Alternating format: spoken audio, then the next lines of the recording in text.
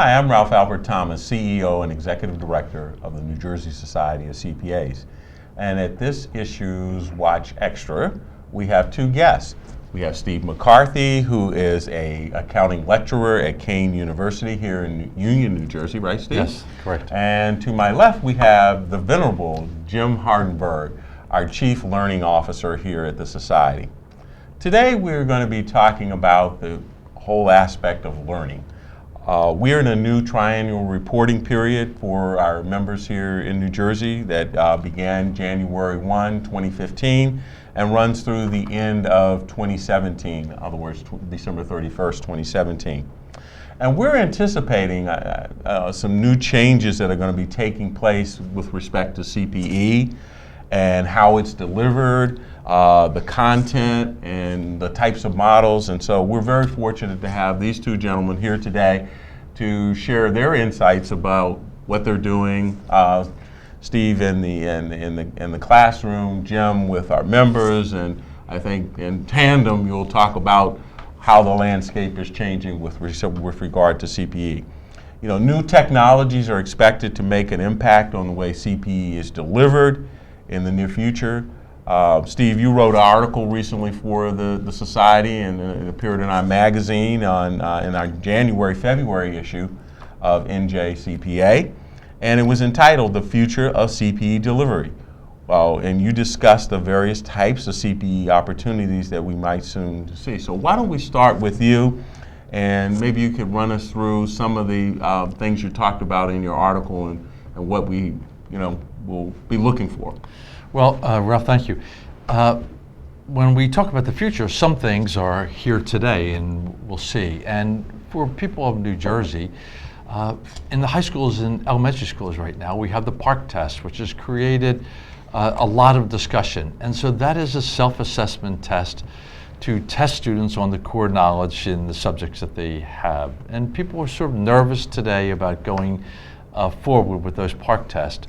But I believe that's going to be part of the future, just like the changes in CPE will continue to be part of the future for us. And in fact, assessment has become one of the big question marks about some of the new delivery methods and models out there. How will you be able to assess what, let's say, Jim will take away from a particular learning module? So why don't you delve into that? That's, again, correct, Ralph, that assessment will be the big challenge going forward. So in the past, you might have gone into a classroom to take CPE along with 50 other people, and you're sitting in the back row reading the newspaper, and at the end of the meeting, you go home, but you got your CPE credit. In the future, there will be assessment to find out if you know something, if you've learned something during that CPE session. And so the new tools that are coming out are assessing the knowledge that you gained from a CPE session. So if we're still going to have the live, face-to-face, are you saying that at the end we're going to have maybe a test that similar to what people do with self-study now, or? Quite possibly. That's how it will be done, and so just using devices, so people could have a smartphone in the classroom, right? And the professor is lecturing and asking people to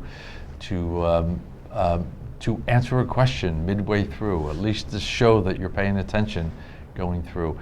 If you're on webinars now, there's a requirement on a webinar, in a 1-hour webinar, I think you have to have 4 points that you have to show that you're still awake and log in and answer a question.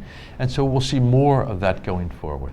One of the new nomenclatures or things we've heard about is this thing called nanobytes or bytes of learning, where in 10-minute increments you'll get something that I won't say hopefully makes you a little more knowledgeable. So how do you assess what somebody's learned in 10 minutes with a nanobyte?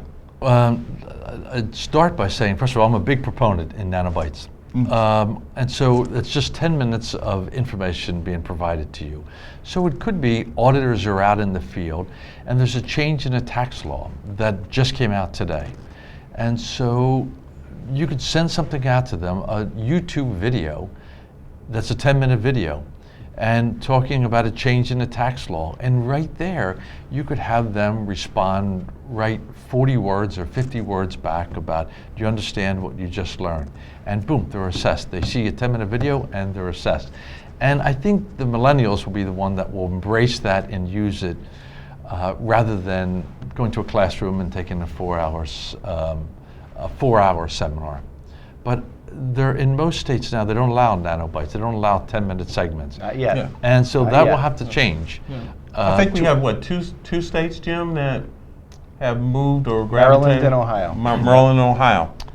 But I think going forward, we live in the YouTube generation Yeah, where we people do. are watching 2, 3, 4-minute videos and learning something. So I think that's a big part of the future. What will we think of next? There's also this concept of real-world learning. Now, that's something that's really been, I think, I would say maybe a little controversial, that I could learn something by just having a conversation with Jim here.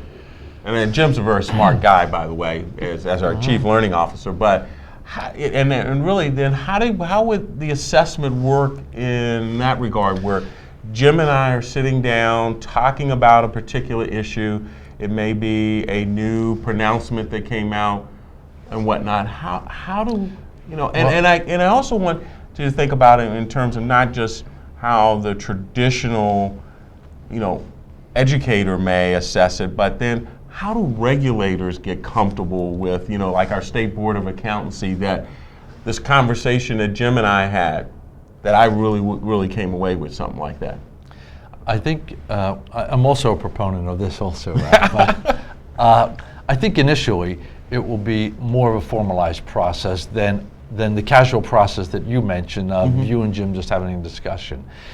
As you can imagine, and again, an auditor out in the field has a tax issue. So he will be able to log on to a tax research, do research on a tax issue, and respond. So it's real world learning. And then he answers the question that he needs on the audit. So there will be maybe a digital badge that he has that he's going to log on to something. So I don't think it will start out being a casual conversation. I think it will be going to a site to find the information you need and then incorporating that right into the audit as you're sitting there. And it will monitor the time that you spend on there. It will have some type of assessment at the end. Did you understand what you just read? And then you'll get credit for that. Interesting. Well, Jim, let me segue a little bit to you on this, because as our Chief Learning Officer and running a program, that the education foundation that we have here at the Society, how would we address real world learning? I mean, if we had like roundtables where we brought people in to talk to each other on a particular issue, do you see this real world learning concept, even though Steve embraces it and thinks it's a good thing, do you see that as something that our state board could get its arms around, or that we could be gravitating to here in the Society? I think a lot is yet to be determined from a standard standpoint, a regulatory standpoint. The challenge, I think, from the regulation side is everything can't qualify for CPE. Everything can't qualify for credit. Yet, there is a way to expand what does qualify that makes a lot of real world sense. So for us in particular, I could see us having structured committee meetings where you have a real world forum where professionals gather. There will be topics that obviously are technical in nature, that some of the best CPE happens in those informal environments where professionals talk to each other about commonalities that are happening in the workplace. And it's certainly something that our members traditionally liked, with some of the program that we run, that ability to come together, network, talk about, bring up issues that they have encountered, that there's nothing perhaps in black and white about it, but because somebody else may have experienced something similar, they can provide them what happened in their situation there. So this is just going to be an interesting. There's also this concept of blended learning, which is and let me swing back to you, Steve. In the college and university environment, are you using blended learning? Yes, we are. As a matter of fact, in the article that I wrote, I interviewed a director of learning from McGraw-Hill. And so they're developing this now. And so their concept is, their product is called Learn Smart, but the student does Learn Smart before coming into class. It might be a 1-hour video that they're watching with some assessment questions they have to do before coming to class. And then when they come to class, they have some base knowledge of what it is that you're going to participate in. So first of all, for the instructor, it raises the level a little bit, that the people are a little bit more educated about the subject matter, and then you can still assess them afterwards. And I could see you having your classroom instruction here, but before the people come, they have to watch a video, a 1-hour video maybe, so they get an hour of credit for that.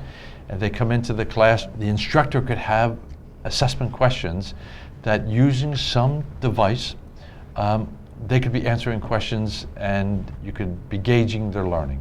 So again, on the blending learning, you'd watch a video, you'd get credit for that element. Now, how would that be assessed? Would you have to answer questions or something at that point? So they would have to, at the end of the video, yes, they would. Or at the end of when you come together in the live facilitated session, would it all be combined together, or will you get a portion for the video and a portion for the facilitated? So in McGraw-Hill's technology, you do an assessment on the video first, and then you do another assessment. So there's two different assessments. Okay. All right. Well, I tell you. And Steve mentioned that he wrote an article for us. It's in I'll take the liberty to say it's in our NJCPA magazine.